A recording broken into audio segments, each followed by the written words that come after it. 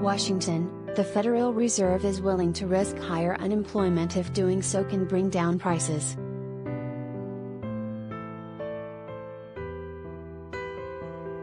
The Fed announced Wednesday it had hiked interest rates 0.75 of a percentage point, the largest amount since 1994.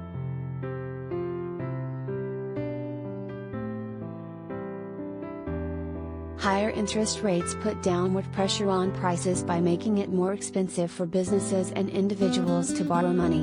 When people have less money to spend, there's less demand for goods and services, meaning less incentive for firms to hike prices.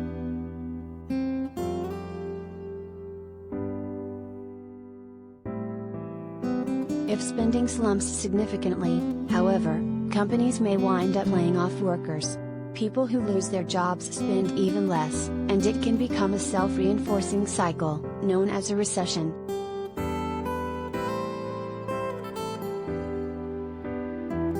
You're destroying economic activity and constraining economic growth in order to bring down prices, but in the process of doing that you are artificially hurting the economy, Jingwu Chung, senior economist at Groundwork Collaborative, a progressive think tank, said in an interview.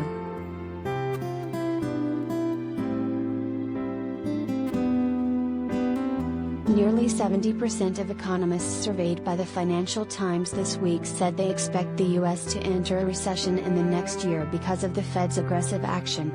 Higher interest rates can affect the stock market immediately but may take months to ripple through the economy.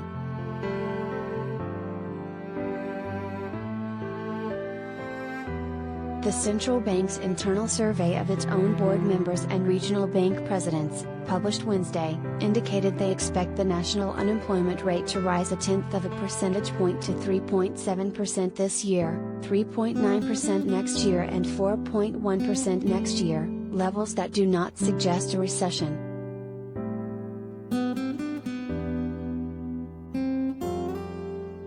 Reserve Board Chair Jerome Powell has said he thinks the labor market is strong enough to withstand higher borrowing costs without suffering widespread job losses.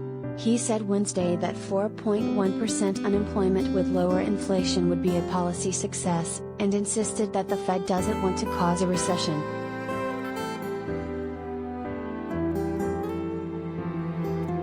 Still, some job losses are undoubtedly part of the equation.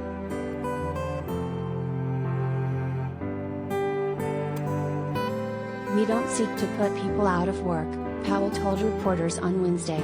But we also think that you really cannot have the kind of labor market we want without price stability.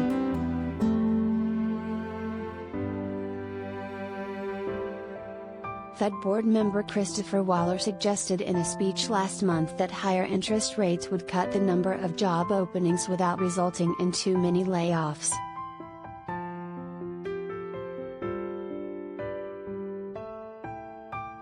The Fed started hiking interest rates earlier this year, but picked up the pace this week in response to persistently bad monthly inflation reports.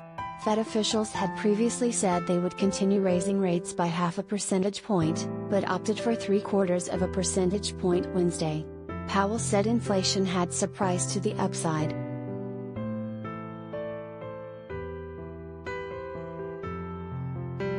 Higher interest rates affect demand, but strong consumer demand has been just part of surging inflation over the past year. Powell noted that supply chain problems and the war in Ukraine, which has boosted prices for commodities such as wheat and oil, are outside of the Fed's control.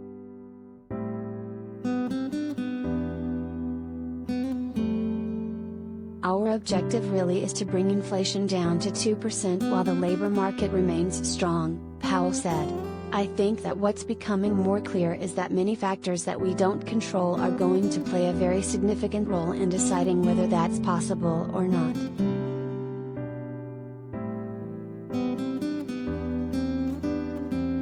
Chung criticized the Fed's interest rate hike as a misguided response to inflation caused in large part by supply problems, arguing that a better policy would be for Congress and the White House to target corporate profiteering, since it's corporate America that decides what prices to put on store shelves.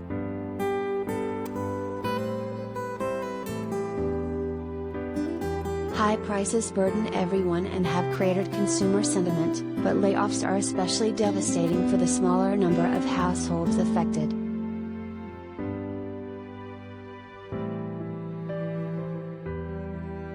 A recession is harmful for everyone in many ways, but the people who bear the larger brunt, the disproportionate harm of an economic downturn, is historically the Black and brown communities and the economically disadvantaged, Chung said.